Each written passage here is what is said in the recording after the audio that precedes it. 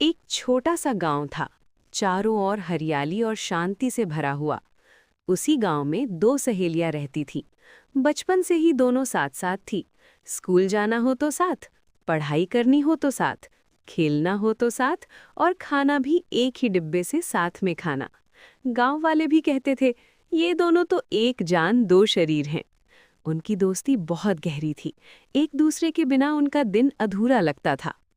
एक दिन स्कूल से लौटते समय दोपहर की धूप थोड़ी तेज थी। दोनों रास्ते में बातें करती हुई घर की ओर जा रही थीं। तभी अचानक रास्ते के बीच में उन्हें एक 10,000 रुपए का बंडल दिखाई दिया। दोनों एक साथ रुक गईं। दोनों ने एक साथ झुककर उसे उठाने की कोशिश की, लेकिन जैसे ही उनके हाथ आपस में टकराए, माहौल बदल गया। पहली सहेली बोली, मैंने पहले देखा था। दूसरी तुरंत बोली, लेकिन मैंने पहले हाथ लगाया। जो दोस्ती हर पल साथ रहती थी, वो अब पैसों के लिए टूटने लगी थी। उनके चेहरे गुस्से से भरे थे, लेकिन जैसे उनकी सच्ची पहचान कहीं छिप गई हो। तभी पीछे से एक आदमी घबराया हुआ आता दिखाई दिया। वो बहुत परेशान लग रहा था।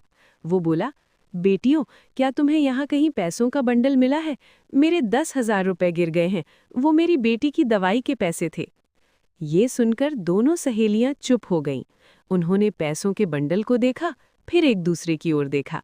उनकी आंखों में शर्म और पछतावा साफ झलक रहा था। बिना कुछ कहे उन्होंने वो बंडल उस आदमी को दे दिया।